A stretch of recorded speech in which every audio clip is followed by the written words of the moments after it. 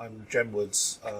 I'm a researcher at Imperial College London in its Centre for Environmental Policy, and I've worked on issues to do with land use and development, sustainable development for my whole research career.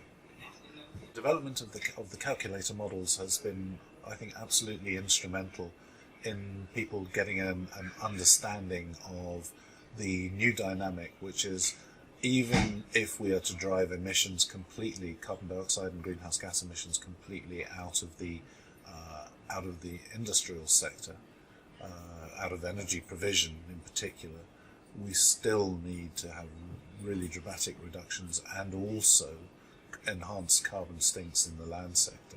So that brings food and land use very strongly into the mix, and then starts to bring behavioural options, diets, etc., even more strongly into the mix. They're driven in particular by behavioural change, or at least in the EU calculator, as it was in the global calculator.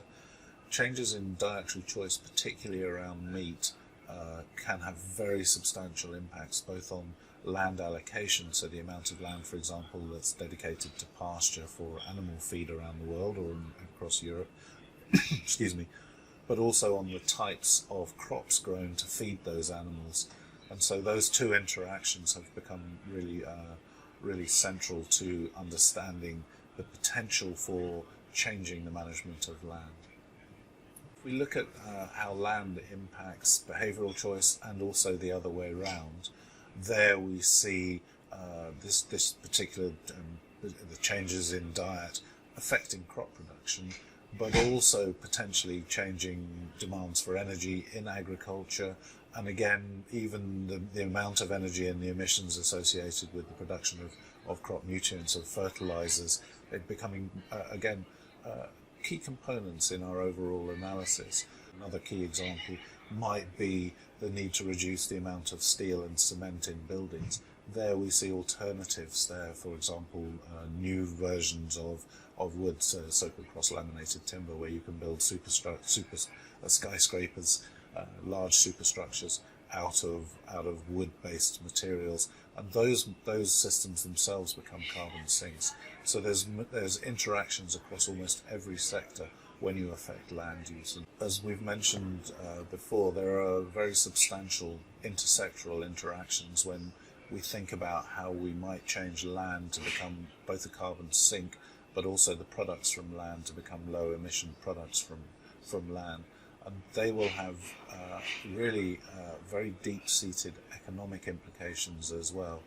So, for example, we know that across Europe, some forms of livestock production, particularly upland grassland and the use of upland grasslands for sheep and lamb production, is very heavily subsidised.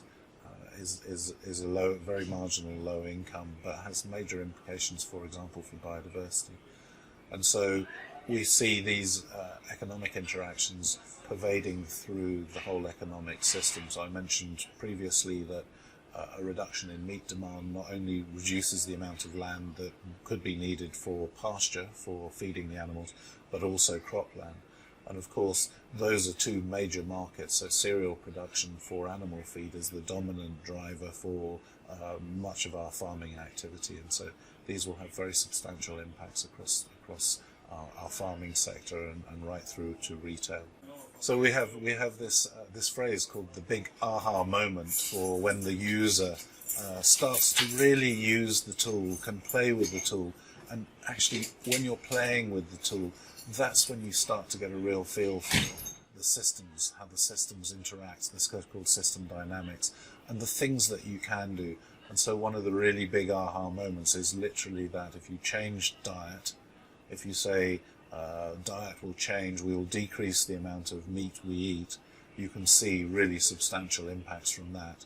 And you can do that comparison and say, okay, so we'll change, we won't change diet so much, so we'll continue to have our existing diet, but we'll really maximize renewable energy. And so you can say, yeah, so we'll go incredibly ambitious, really very ambitious for wind power, for photovoltaics, for hydro systems, looking right out at really innovative technologies. And you can see the relative difference between doing that in dietary and behavioural choice, driving vehicles less.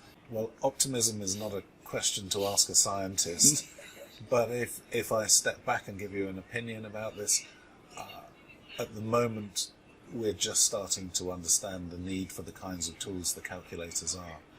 And what that tells you is just the complexity of implementing systems. And now we have a real time horizon, so we have the new targets, the net zero by 2050. That's only 2 investment cycles for industry. Excuse me.